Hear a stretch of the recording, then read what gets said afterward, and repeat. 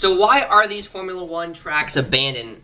I don't know. My name is Alex. I hope you guys are having a wonderful day. We're going to learn, see why, and I hope you guys are having a wonderful day. Let's get right into this. This is a Formula One track that was stripped to pieces by looters and thieves, costing the city of Valencia hundreds of millions in damages. But this track never even hosted a race. These are just two abandoned Formula One tracks I gotta share with you. Like this circuit in Japan that was so dangerous it cost the lives of multiple people. Or this track in Belgium that was so long it had to be cut in half. But first, we have to talk about a track that held races in the middle of one of the biggest... If you guys like me doing these Formula One videos, these react videos, please click the like button to share support. I appreciate it.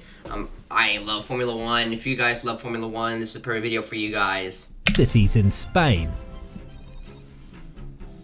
Valencia Street Circuit. I feel like I've heard of it. In 2007, a Valencian politician by the name of Francisco Camps had the idea to bring F1 to Valencia in the hopes of a rebirth to the surrounding areas. And in July of 2007, a design was brought forth. A 25-turn street circuit with few straights that included a 460-foot swing bridge to complete the track was made ready by 2008 with the help of F1 track designer Herman Tilke. And 1 year later, the track was given its first action when the Spanish F3 and International GT Open Series made its way to Valencia, proving that the track could truly be driven by high-powered motor vehicles. In August of that year, Formula One was brought to the new circuit. Ferrari driver Felipe Massa would be the first driver to truly master the track, driving a lap worthy of a pole position in qualifying. And he would be able to lead for most of the race and ultimately win the first installment at this track. But there was some controversy over his race. See, in the pits, he was released unsafely and right into the path of Adrian Sutil, and it was a miracle that the two didn't crash. However, he still kept the win, claiming the first victory at the new track. The F1 calendar would include the Valencia track all the way through to 2012, with Rubens Barrichello winning in 2009 and Vettel winning in 2010 and 2011. But after Fernando Alonso was able to win in 2012, it was clear that the track would quickly become abandoned. You see, the Valencia track didn't quite catch on, and due to a failed deal to alternate with the Barcelona venue and simply the government's unwillingness to take on the cost. I mean, like, if there's a failed venue, it kind of makes sense why they don't race it. Like, if you look, well, that's different. F1 decided that the venue might not be for them, and they left it abandoned. Wow. And leaving an entire F1 venue there to rot must look pretty good to looters and thieves, because they made a killing on it and stripped it for whatever it was worth, leaving it in disrepair. Korean International Circuit.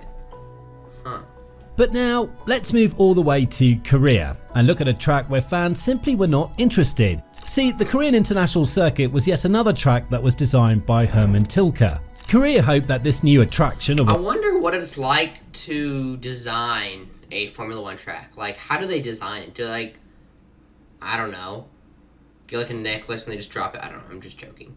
But, like, what makes them, like, what goes through their mind? It's like, I wanted a circuit like this or this, you know? Formula One race would revitalize the area and bring life to the Korean people, and so it began. In September of 2010, fans were able to travel to the track to check out the new attraction, when Red Bull brought a car show called Circuit Run 2010. And finally, after a few setbacks, Formula One made their way to the track. But it wasn't running as smoothly as they hoped. There were some construction delays, but even though it added a little bit of uncertainty to the track, there was no doubt that it would still go on, as it did, as a date of October the 24th was confirmed after the FIA deemed the track good to race. But as 80,000 fans entered the venue, it was clear that it would be a tricky race, as some prior rain had caused some very wet conditions. The race was started under the safety car, but it was eventually stopped because the conditions were simply too tricky. After some time and some monitoring... I forgot who... That's not who I think it is. Not Mika Häkkinen. Probably wrong. I'm definitely wrong.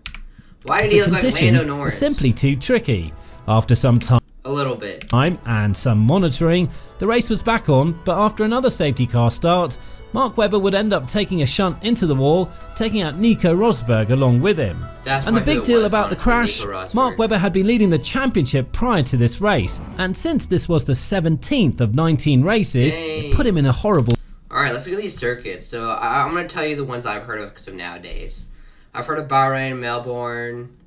Interesting. I think oh, the Malaysian. That makes sense. I should look at these. I've heard of the Chinese. I don't think I've heard of this, of course. Turkish. Maybe not. I don't think so. The Canadian. European. What were they just talked about? The Hockenheimring. They should bring these two back. The Hungary. Wait, that is a thing. Never mind. Hockenheimring. They should bring that back. For some reason, that wasn't coming to mind. Dang. I like Singapore. Position, but his teammate would also have a retirement whenever his engine blew up in the later stages of the race. The race proved to be interesting and exciting, with Fernando Alonso taking the victory, but that did not mean that it would have a permanent spot in the F1 calendar. Because in 2011, Korea came to Bernie Ecclestone and F1 in search of a contract negotiation. You see, F1 races take a crap ton of money to put on, and Korea was not ready for the financial toll an F1 race would take. But still, the racing continued. And as the Sebastian Vettel and Red Bull era began, there was no surprise that they would go on to dominate from there on out in Korea. But even then, the track and the surrounding areas were not living up to the expectations. Eventually, Formula 1 had to end up scrapping the scheduled 2014 race, and they decided that it was time to move on. Even then, the Korean Grand Prix still gave us fans some memorable moments, like whatever this intro was that they put on for the 2012. I seen it. I saw like a video for this, and that looked cool. They should bring these kind of trailers back. This was cool. Race. This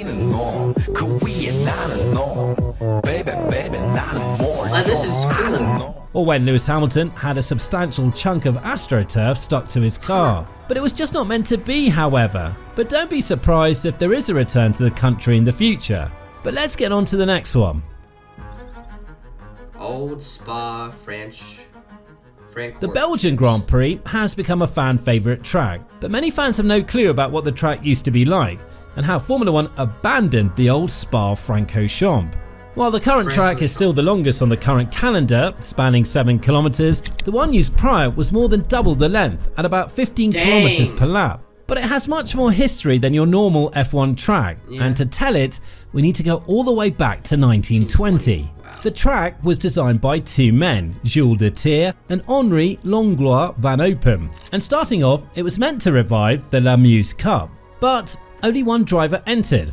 Fast forward a couple of years and we have the first installment of Grand Prix racing in 1925, with Antonio Ascari coming in first with a time of just below 7 hours. But Formula 1's championship did not begin. I think I might have simulated this in like Assetto Corsa maybe? I don't know. Until 1950, and when deciding which tracks to race, Spa was one of 7 lucky tracks to be raced in the inaugural season. Juan Manuel Fangio, 5-time championship winner, came out victorious in the inaugural championship race. And it was a truly championship winner came out victorious in the inaugural championship race. And it was a truly exciting track, but there were some issues with it. You see, there'd been nowhere near the amount of deaths that there were back in the day, but back then, driver safety was simply not as big of an issue. And for a long while, Spa was not equipped with enough safety modifications in order to ensure driver safety. Even now, the astounding Eau Rouge straight is daunting enough. Yeah, but the old track was much G-force when you're going down at so fast and then you're going right up. It's basically more to deal with, but that's what racing drivers love, the thrill. Well, to a point. You see, in 1958, Archie Scott Brown died at Spa, and in 1960, 2 drivers passed away at the track, Chris Bristow and Alan Stacey. And that's when the safety questions I thought that passed away at the track, Chris Bristow and Alan Stacey. I thought that was a corpse. I thought it was just the skeleton itself. I was just like, jeez. And that's when the safety questions came into play. Jackie Stewart finally led the F1 drivers to a boycott of the race in 1969. He himself. Hold on. Hey Siri, how old is Jackie Stewart?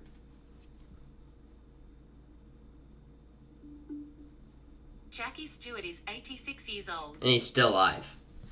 But also come close to death in a scary crash in 1966, which is all the more reason to help tighten up safety. They would race there in 1970, but after that, it looked like it might be the end of Spa in F1, as the series moved on to some different tracks for the foreseeable future. But finally, in 1979, there were some major changes made, and the track was cut nearly in half. meaning we would no longer see the daunting, scary, and insanely long version of the track ever again. The new track is still driving that in F1. Like, how many laps would that be? Still very technical. Please give the channel some support. They're talking about their channel, yes, mine. But please go check them out. Link in the description below. I appreciate it.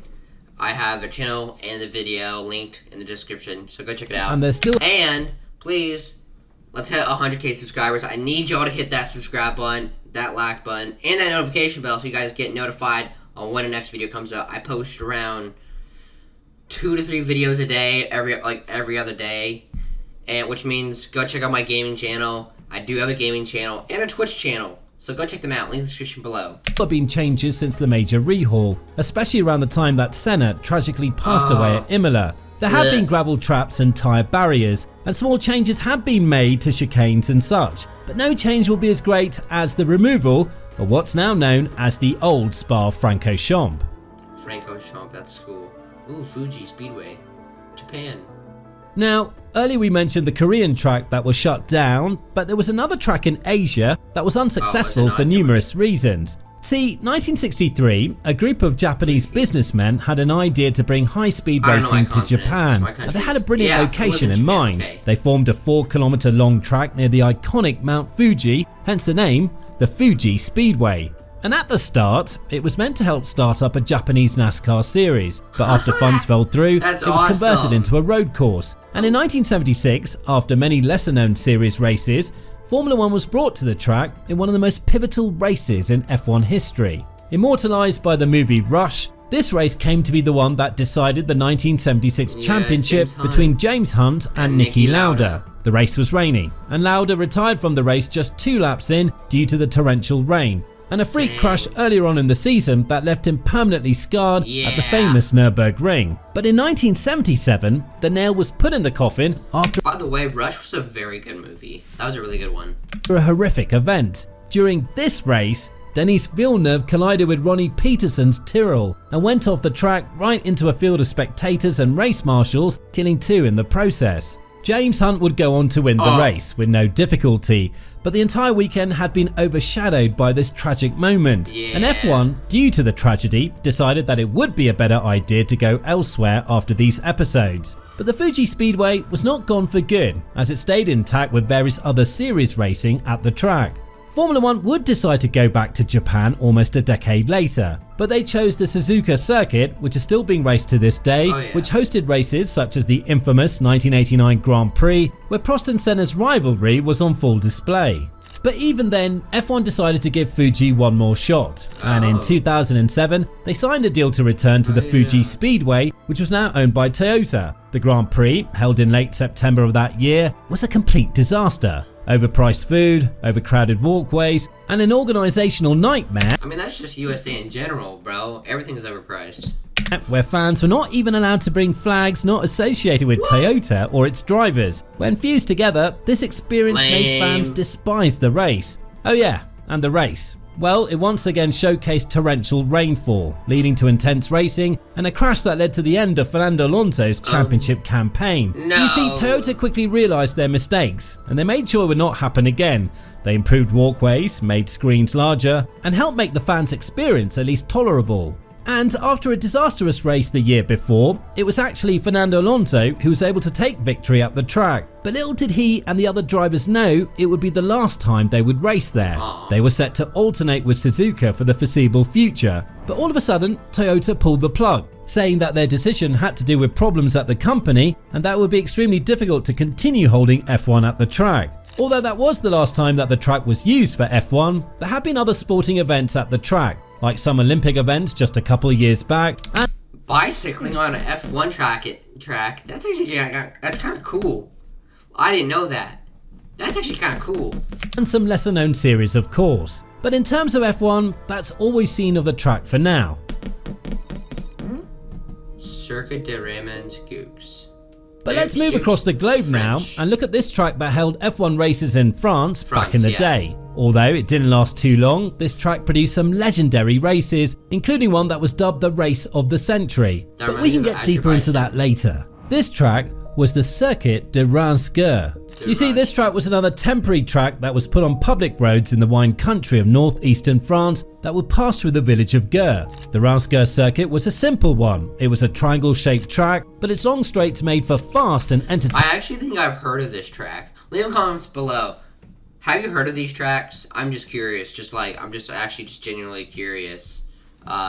Racing. While the track would first be used as the second venue of a race called the Grand Prix de la Marne in 1926, the first French Grand Prix at the track would not come until 1936. Bro, cars, those two look so different. After years of hosting races, it was no surprise that the Reims-Gers would be added to the F1 calendar during the championship's inaugural Reims-Gers.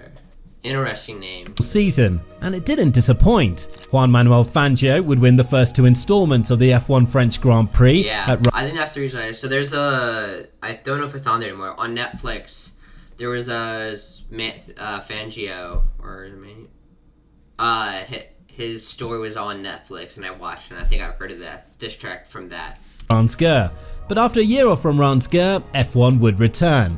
And that year, 1953, the track would make a name for itself and produce what some called the race of the century. But first things first, the track had changed a bit. You see, they'd altered the track in 1952 to avoid the town of Gers by turning a bit earlier, which in turn shortened the track. And due to this, the circuit's name would change from Reims-Gers to the name most people often associate it with today, Reims. But for the race in 1953, they decided to make a 1.2 kilometer track extension, and F1 was back. Now, let me tell you about the race itself, because it was really incredible. Coming into the race, excluding the Indianapolis 500, that for whatever reason counted towards the F1 championship, Alberto Ascari had won 9 consecutive races. But to give his team some credit, the Ferrari 500 was definitely the car that everyone wanted to sit in. However, there was one challenger to Ferrari that had been creeping up on them, Maserati.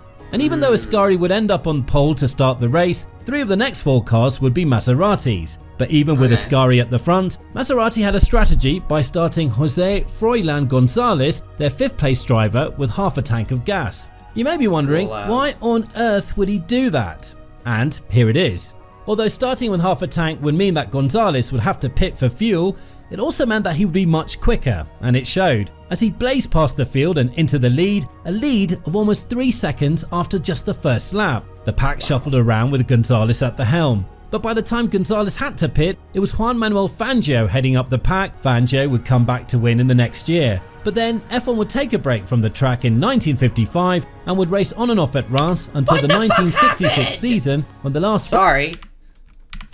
Fangio would come back to win in the next year. But then F1 would take a break from the track in someone's dead. Someone's dead. I'm sorry, someone's dead. 1955 and would race on and off at Reims until the 1966 season, when the last French Grand Prix at Reims was held. Some minor competitions would be held at Reims through 1972, but due to some financial troubles, the track would close permanently. Even now, you can find some remnants of the abandoned track with eerie grandstands in an empty pit lane, and with no chance of a major race happening ever again. Buddha. But now, let's switch gears to a more recent track, and one that drivers actually really enjoyed. And for this one, we're going to India, a country that many new fans may not be too aware of when it comes to its history. You see, during the 2000s, the country of India had become more and more acquainted with the sport. In 2005, the first Indian, Narain Karthikeyan, made his F1 debut, and 2 years later, Force India was founded. And that's when Bernie Ecclestone and the Indian Olympic Committee made a plan to organise the building of the Bud International Circuit, with his good friend Herman Tilke to help with design. The track was scheduled to be ready for the 2010 F1 season, but because of some design F1 tracks, like with all that, that's insane. Scheduled to be ready for the 2010 F1 season, but because of some construction delays, it would not be put to the test until the 2011 season. And by then, for Indian fans, a second Indian driver had made his way to the sport, a guy that many of you know as a broadcaster, Karun Chandok. The track was high speed and well received by the drivers and teams. Martin Whitmarsh, team principal at McLaren, thanked the designers, saying that they had created a truly excellent circuit. Jenson Button said that he really liked the circuit and that it was great fun to drive. But the driver to excel at the track was, to no one's surprise, Sebastian Vettel, winning every race that occurred at Bud. And this is the track where Vettel secured his 4th straight title and where he famously bowed to his Red Bull. Everything seemed to be going smoothly on the new track, but there was just one bump in the road. Well, a little bit more than just a bump. You see, Bud was placed in the national capital region of the country, and so it fell under some different guidelines. So, whenever a politician by the name of Akhilesh Yadav gave the claim that F1 was actually just entertainment rather than a sport, Formula 1 was not awarded the same tax exemptions as, let's say, cricket over there. Custom fees were also not waived, and Formula 1 started looking at things a little bit differently and started to lean further and further away from the circuit. It had already been announced that the Indian Grand Prix would not be featured on the 2014 calendar, but after, they also excluded it from the 2015 calendar, and it was clear that something was up. F1 hasn't come back to the track since, and a court ruling in 2017 stated that a tax would be levied at a rate of 40% on any business income made in India, so why would they? Since then, the circuit has hosted a few different racing series and championships, but unfortunately for the owners, because F1 had left after such a short time, they had to succumb to millions of dollars in losses. Unless taxation changes in the area, they'll probably will never get it back. I guess that's what happens when you talk shit. If that's what I understood. But from one Asian country to the next, let's look at a track that was abandoned simply due to bad timing and maybe a little bit of corruption. The Hanoi Street Circuit was located on the streets of the capital of Vietnam. It was set to be the first major international circuit in Vietnam, and hopefully it was going to be a fun one, as it was designed by none other than Herman Tilke. It boasted a 1.6 kilometer long stretch where cars could fly up to 335 kilometers per hour, and it was surely going to foster some terrific overtakes. Interesting track, like, so let's go, let's just say, so we start off here. I could be wrong. Okay, so it's going this way. Zoom, zoom, zoom. Little turn here. This is insane. Brake. That's probably not too bad. More little straightaway. Some curves. Wow. This would be kind of fun, though, I feel like. I don't know. What's your thoughts? Leave a comment below on the F1 picked a very unlucky time to schedule the first race at the new track, 2020, and we all know what happened that year. Now, there was just no stopping the pandemic, but fans still got to enjoy the track on the F1 2020 game. There were hopes that it would be on the 2021 calendar, and well, it was supposed to be, but you see, a major player in the Vietnam Grand Prix, Win Duc Chong, had been arrested on corruption charges, which caused the cancellation of the 2021 Vietnam Grand Prix. But one of the biggest problems with this came about because Chung championed and pushed for the sport to the national government. But when he was gone, no one really picked up the torch. And so, after getting cancelled for 2 straight years, the hopes of the race happening withered, and the track will remain in obscurity as a big what if. Okay, Ava Circuit.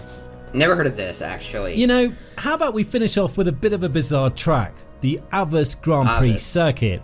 I mean, just look at this thing. This Okay, I think I've went during, what's it called? I worked at Rally House. Short story. We were looking at F1 track. It's on like Wikipedia and that stuff. Track. I saw this track, Grand Prix Circuit. and I was just like, "What the heck is this? Like, what?" I can see why this is not a good. I wouldn't say it's a good track or a bad track. I don't know. I don't know anything about it.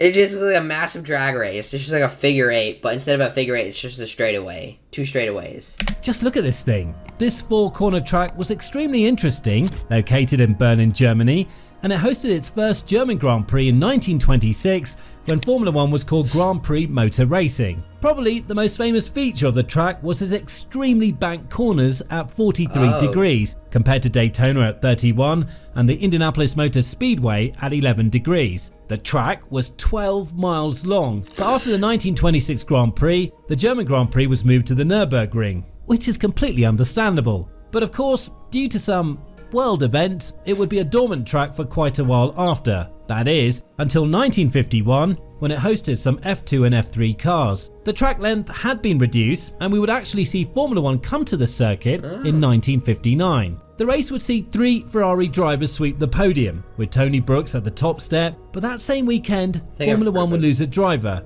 Jean Berra, in a horrific accident, and almost a second, Hans Hermann.